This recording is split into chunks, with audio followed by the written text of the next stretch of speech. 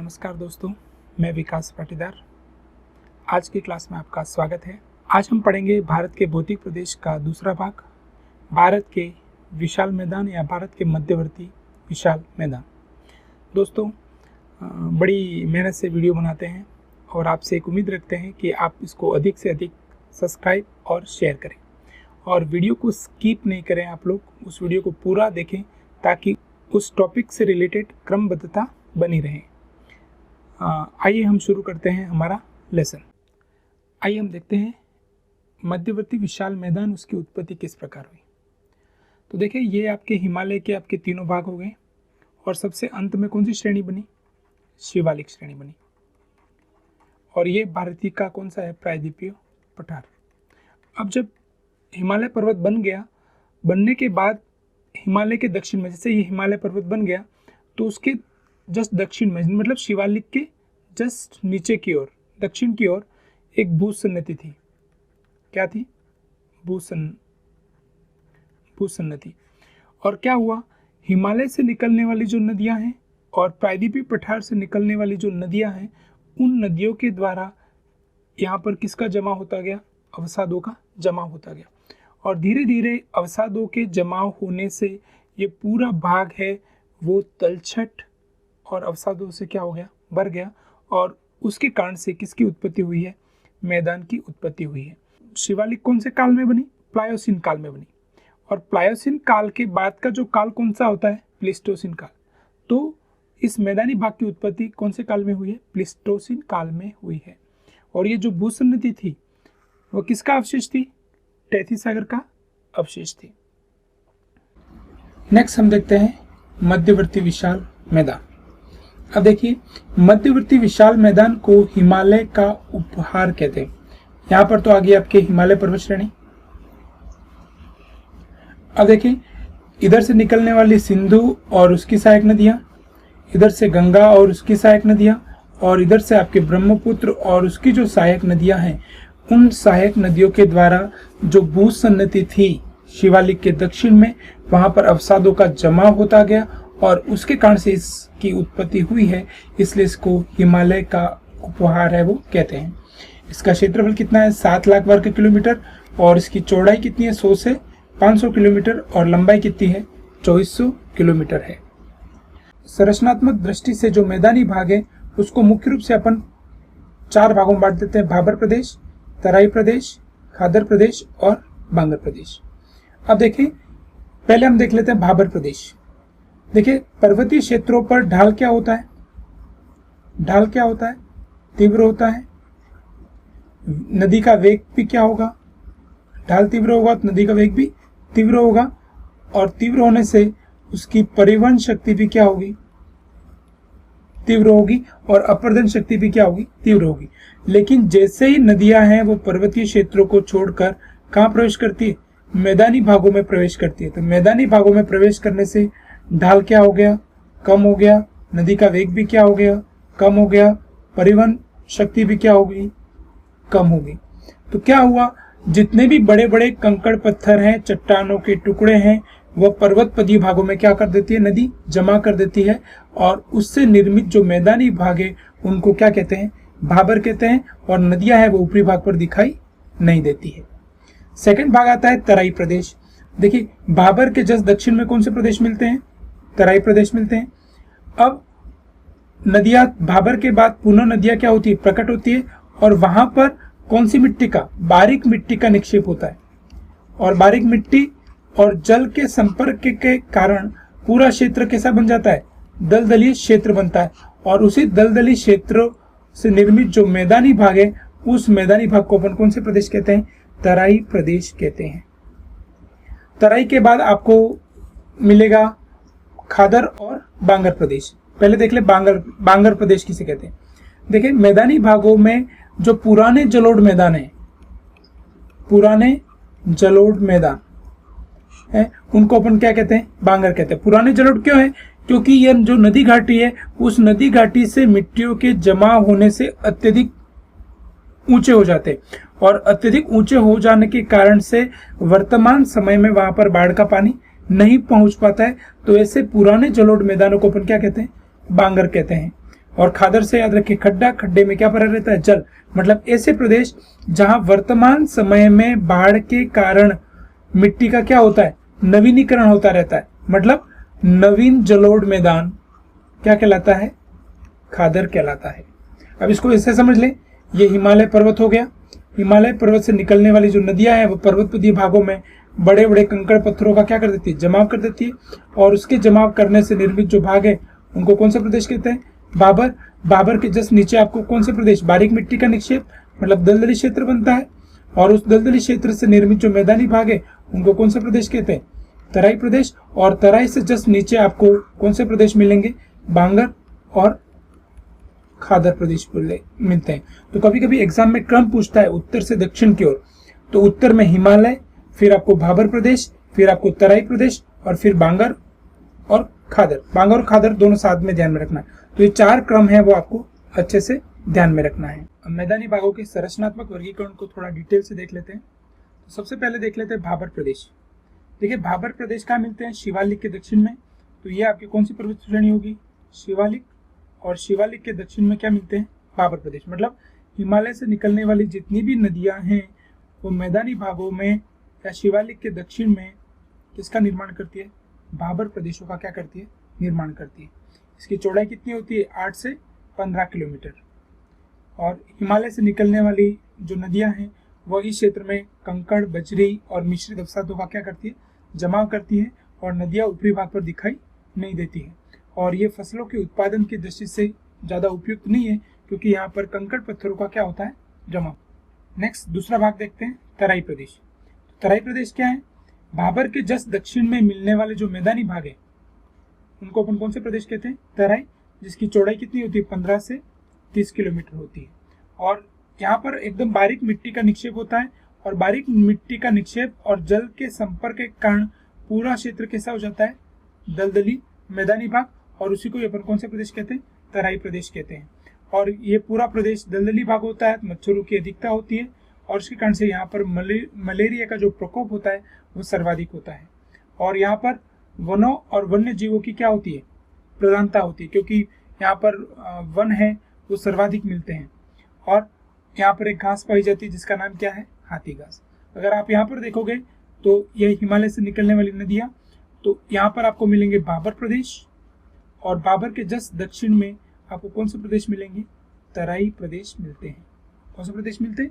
तराई प्रदेश। Next हम देखते हैं बांगर प्रदेश। तो बांगर प्रदेश किसे कहते हैं? पुराने जलोढ़ निक्षेपों से निर्मित जो मैदानी भाग है, क्योंकि ये काफी आसपास के क्षेत्र से काफी ऊपर उठ चुका होता है मिट्टियों के निक्षेप के कारण, और उसके कारण से वर्तमान समय में बाढ़ का पानी नहीं पहुंचता है। तो ऐसे मैदानी भागों को अपन क्या कहते हैं? बांगर प्रदेश कहते हैं। और ये प्रदेश कहाँ मिलते हैं? पंजाब, हरियाणा और पूर्वी उत्तर प्रदेश का जो ये भाग है उसमें इस प्रकार के मैदानी भाग है वो मिलते हैं। और कंकड़ किसे कहते हैं? तो अत्यधिक अपर्दन के कारण जो निर्मित कंकड़ीली भूमि है उनको इन मैदानी भागों में क्या कहते हैं? कंकड़ कहते हैं। और आप इस भाग में देखोगे तो भारत की सर्वाधिक सिंचाई यहाँ पर होती है। और अत्यधिक सिंचाई के कारण से जो आपकी लवणीय मिट्टियाँ मिलती है या क्षारीय मिट्टियाँ मिलती हैं उसको क्या कहते हैं? रे, कल्लर या बूढ़ कहते हैं। और पंजाब के जो उपजाऊ मैदान है उन उपजाऊ मैदानों को क्या कहते हैं? बेट कहा जाता है। क्या कहा जाता है? बेट। नेक्स्ट देखते हैं खादर प्रदेश। खादर प्रदेश आपको पता है खड्डे से याद रखना, मतलब नवीन जलोढ़ मैदान जहाँ पर प्रतिवर्ष क्या आती है? बाढ़ आती है। और बाढ़ आने से प्राकृतिक रूप से मिट्टियों का क्या होता रहता है? नवीनीकरण है वो होता रहता है। यह मुख्य रूप से आपके पूर्वी उत्तर प्रदेश,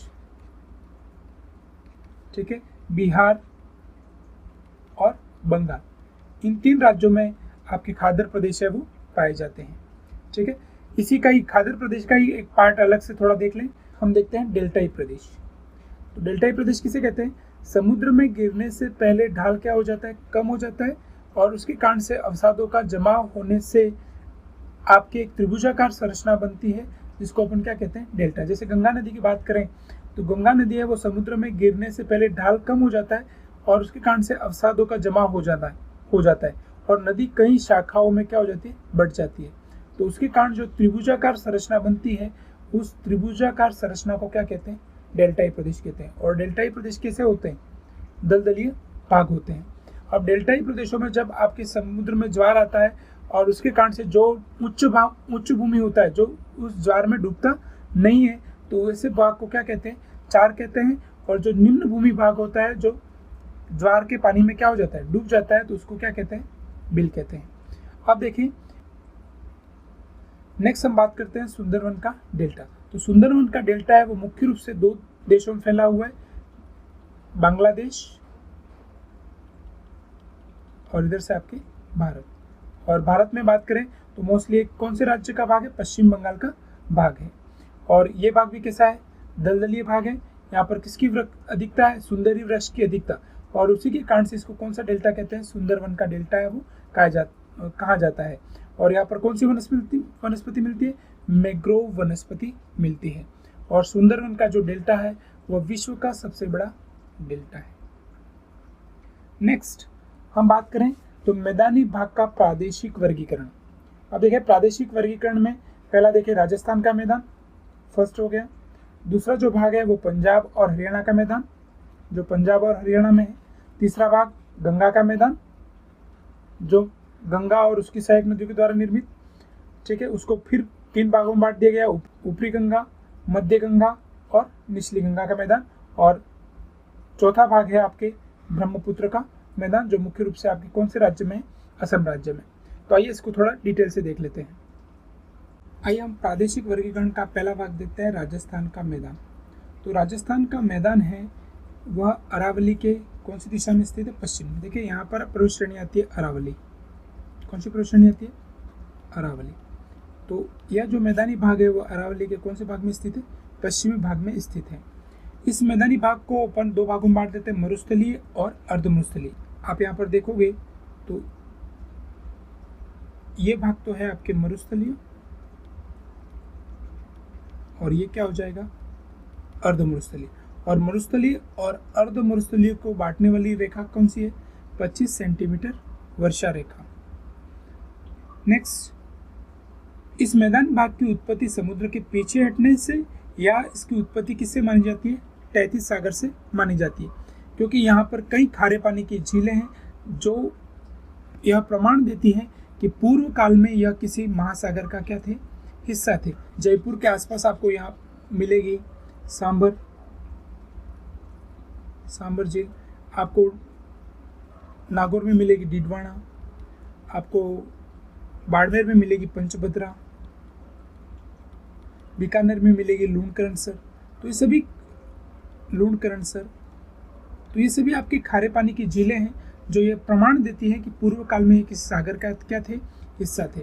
नेक्स्ट हम बात करते हैं तो इस क्षेत्र में आप देखोगे तो आपका पूरा भाग क्या है, रेतीला है, और उसके कारण से यहाँ पर क्या मिलते हैं, बालू का स्तूप मिलते हैं। अब बालू का स्तूप देखें, पहला अनुप्रस्थ बालू का स्तूप।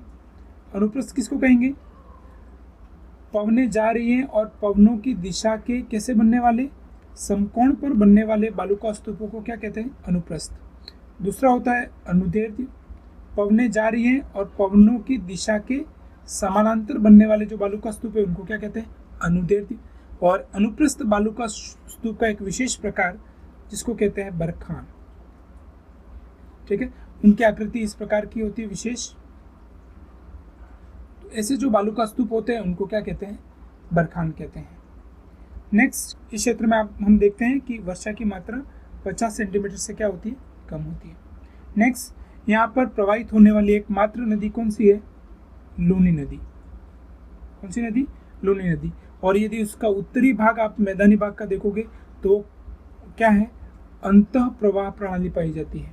कौन सी प्रणाली, अंतः प्रवाह प्रणाली, मतलब नदियाँ इन रेत के टीलों के मध्य पहुंचकर क्या हो जाती है, समाप्त हो जाती है।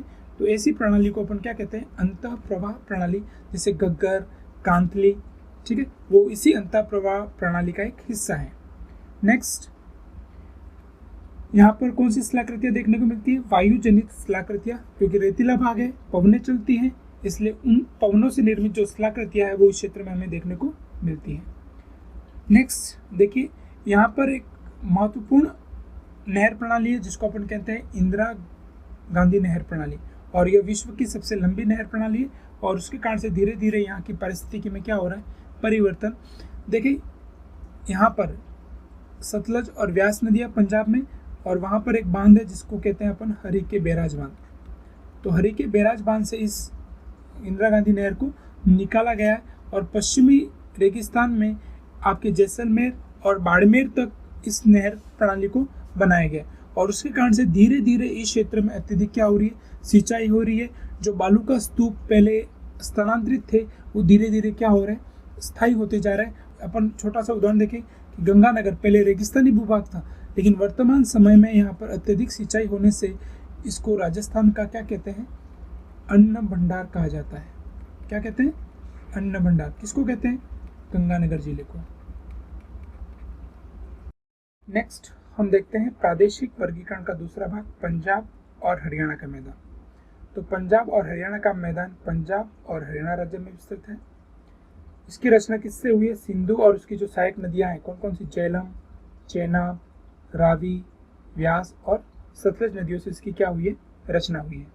नेक्स्ट, दिल्ली कटक है वो उसको गंगा नदी तंत्र से क्या करता है, अलग करता है। इधर की ओर देखोगे तो आपको मिलेगा दिल्ली, ठीक है, और इधर से हरियाणा का भाग मिलेगा जो उसको गंगा नदी तंत्र से क्या करता है, अलग करता है।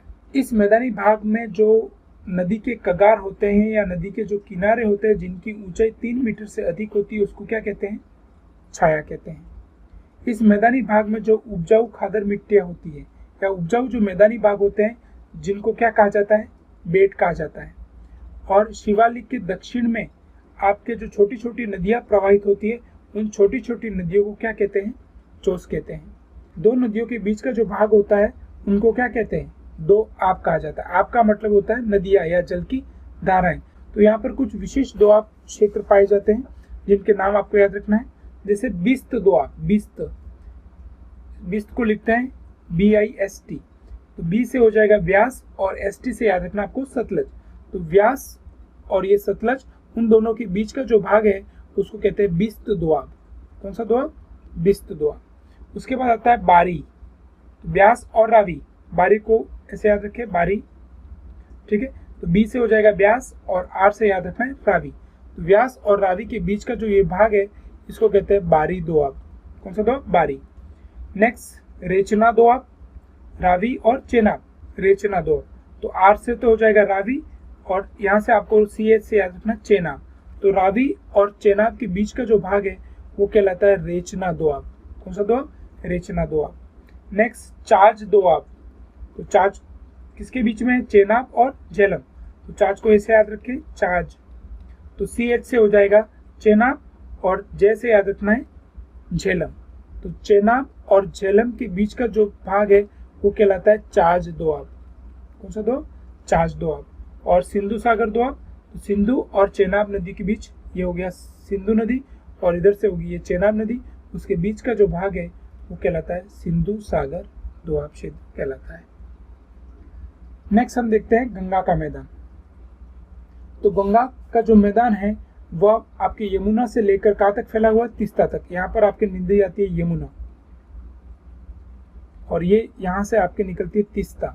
जो ये भाग है वो पूरा गंगा का मैदान कहलाता है, जिसका क्षेत्रफल कितना है, 3.75 लाख वर्ग किलोमीटर, जिसकी लंबाई 1400 किलोमीटर और चौड़ाई कितनी है, 300 किलोमीटर है। इसका ढाल उत्तर पश्चिम से किस ओर है, दक्षिण पूर्व की ओर है। इस मैदानी भाग की सर्वाधिक ऊंचाई कहां पर है, सहारनपुर। यहाँ आता है सहारनपुर, जहां पर इस मैदानी भाग को अपन 3 भागों में बांट देते हैं, ऊपरी गंगा का मैदान, मध्य गंगा का मैदान और निचली गंगा का मैदान, जो मुख्य रूप से पश्चिम बंगाल में है। तो आइए इसको थोड़ा डिटेल से देख लेते हैं। हम देखते हैं ऊपरी गंगा का मैदान।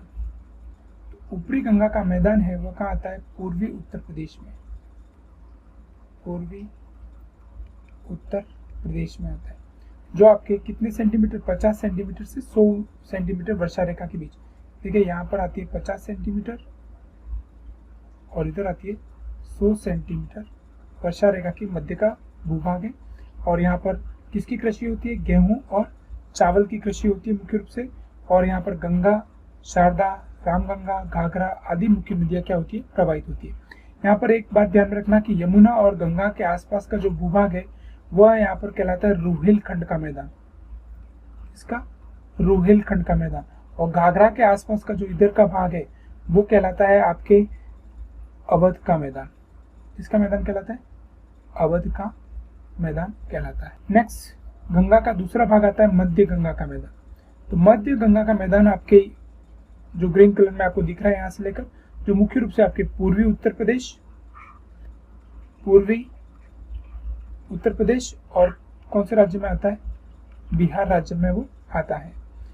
यह आपके कितने सेंटीमीटर, यहाँ बताया था आपको 100 सेंटीमीटर वर्षा रेखा से लेकर 200 सेंटीमीटर वर्षा रेखा के मध्य का जो भूभाग है यह आपके मध्य गंगा का मैदान कहलाता है, जहाँ पर मुख्य रूप से आपकी किसकी कृषि होती है? चावल और गन्ना की कृषि है वो होती है। ठीक है, और यहाँ पर कौन कौन सी नदियां प्रवाहित होती है? गंडक, कोसी, गंगा, सोन नदियां हैं वो यहाँ मुख्य रूप से प्रवाहित होती है। नेक्स्ट, गंगा के मैदान का तीसरा भाग आता है निचली गंगा का मैदान। ठीक है, जो मुख्य रूप से आपके कौन से राज्य में विस्तृत है? पश्चिमी बंगाल राज्य में विस्तृत है। यहाँ पर यह है आपके पश्चिमी बंगाल राज्य में विस्तृत है। और यह किसके बीच में? देखिए यहाँ पर अभी देखा था अपन ने 200 सेंटीमीटर वर्षा रेखा से लेकर यह आपके 300 सेंटीमीटर वर्षा रेखा के बीच का जो भाग है यह आपके निचली गंगा के मैदान के अंतर्गत आता है। ठीक है, यहाँ पर मुख्य रूप से आपकी किसकी कृषि होती है?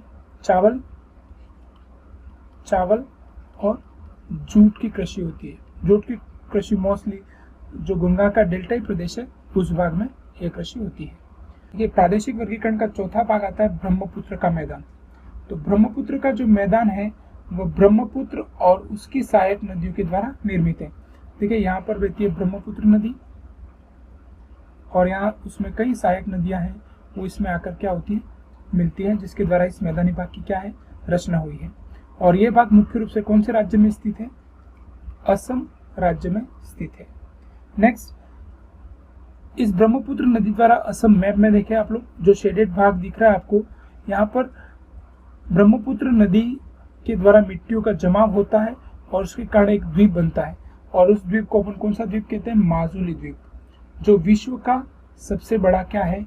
नदी द्वीप है। तो इस प्रकार प्रादेशिक वर्गीकरण पूरा होता है। नेक्स्ट देखते हैं मैदानी भाग का महत्व क्या है। तो मैदानी भाग है वो कृषि कार्यों की दृष्टि से अत्यंत समृद्ध है, इसलिए भारत का क्या कहते हैं? अन्न भंडार है वो कहा जाता है। यहाँ की जो नदियां हैं वो कैसी है? 12मासी, क्योंकि हिमालय से निकलने वाली जो नदियां हैं वह आपके हिमनद से आती है और परमानेंट उसमें क्या रहता है? जल उपलब्ध रहता है। नेक्स्ट, यहाँ पर परमानेंट नदियां बहती है और उसके कारण से भौमिक जलस्तर है वह काफी अधिक ऊंचा है या पर्याप्त बना हुआ है। नेक्स्ट, यहाँ की अधिकांश नदियां है वो क्या है? नौगम्य, क्योंकि ये पूरा भाग कैसा है? समतल है। नेक्स्ट, इस क्षेत्र में सड़क और रेल मार्गों का जाल बिछा हुआ है। क्यों? क्योंकि ये पूरा भाग समतल है और उसके कारण से इस क्षेत्र में आसानी से रेल मार्ग और सड़क मार्ग का निर्माण संभव है। और इस क्षेत्र में अगर आप देखोगे तो कौन सी चट्टानें? अवसादी चट्टानें, जहाँ पर पेट्रोलियम और प्राकृतिक गैस की भंडार की दृष्टि से अधिक संभावनाएं हैं वो इस क्षेत्र में पाई जाती है। और भारत मैदानी भाग है, कृषि अच्छी होती है, इसलिए भारत की 40% जनसंख्या है वो इसी क्षेत्र में क्या करती है? निवास करती है। और ये मैदानी भाग राजनीतिक, धार्मिक और सांस्कृतिक दृष्टि से भी भारत में महत्वपूर्ण स्थान है वो रखता है। इस प्रकार हमारा यह चैप्टर पूरा होता है। आशा करता हूँ आपको अच्छा लगेगा। आपके जो भी कमेंट्स हो, आपके जो भी व्यूज़ हो वो आप कमेंट बॉक्स में लिख कर भेजें और ज़्यादा से ज़्यादा हमारे चैनल को सब्सक्राइब और शेयर करें। धन्यवाद।